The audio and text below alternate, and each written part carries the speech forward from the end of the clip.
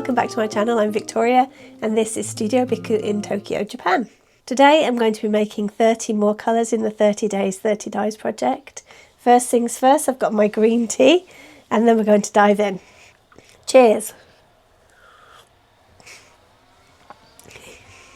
I've been going backwards and forwards about what I want to modify the final colours with, and I thought maybe soda ash, or would alum work, or would vinegar work, or would lemon juice work.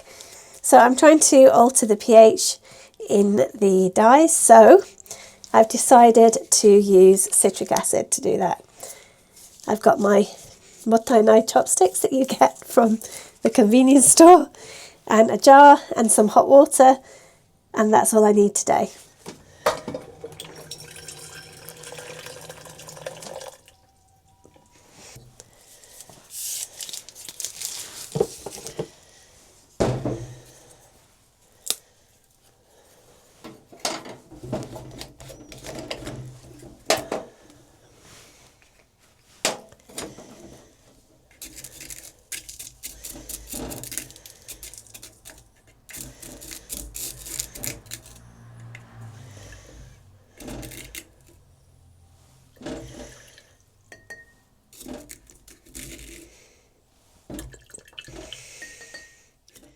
Things you don't see off camera is preparing things like this. So I'm organising all my samples with little bits of tape so they don't blow away, and all the threads all in order so that I don't get confused. My chemicals are ready. When I say chemicals, it's citric acid. And I've got my sink ready for rinsing. I'm not going to use this washing up bowl because I used it for iron, so I need to be careful not to contaminate, and let's dive in. So we're going to start with yellow marigold. This time I'm going to do the silk and the thread at the same time, just to mix it up a bit. I'm going to put them in. Hope for the best. There we go. Ooh, something happened. Something happened. I'm not going to show you everything that happens because, let's face it, it could be a little bit like watching paint dry, so I'm just going to show you the highlights. Okay.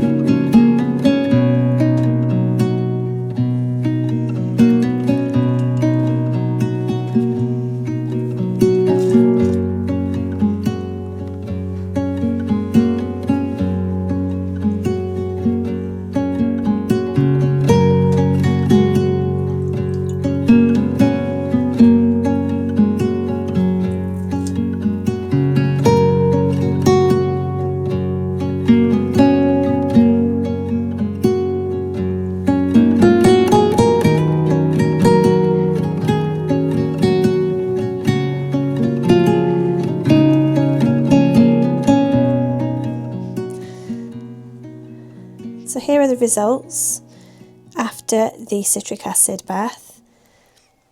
I can see some changes. It's definitely lighter and brighter. And here are the threads. It's difficult to see when they're wet. So I'm going to come back tomorrow and show you the final results. And then we'll compare them against all the originals and the iron modified ones as well. Okay, so welcome to my dye diary. This is where I put all my projects when I want to record them. And I've got the 30 days project in here already. I'll show you, flick through all these projects. Okay, here we go. I'll just show you close up the results next to each other. So we have the raw colour here, the iron next to it, and the citric acid.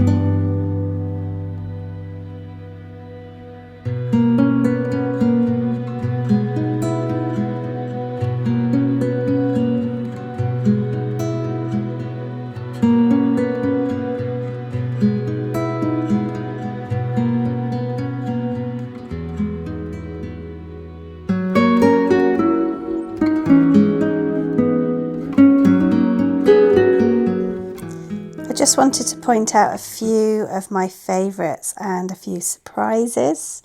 In terms of surprises, I was a bit disappointed about how un-orange the orange marigold went, but I loved what happened to it when it was modified with iron. So that was a good surprise for me. The same with the yellow marigold. I love the ferrous sulfate one. Nearly my favourite one is the red onion. I really love all the stages of this one. Really lush colours. Another one I love is yellow onion. It's a real classic natural dye beginners project, but I just love it. I think it's really nice in all stages. I really also, I'm always a fan of pomegranate, so you know, what can I do? I can't help myself. Lemon leaf was so lovely when it was modified as well. It always makes a nice colour anyway, but the modified one is so lovely. I was a little bit underwhelmed by the raw colour of the eucalyptus, but I do know that when you modify it with iron, you get a really dark colour from my other projects. I knew this was going to happen, but still I love it. Also, I love the colour that tea made when it was modified. So nice. And I'm a little underwhelmed on this page, but I was quite surprised. You can probably see which one.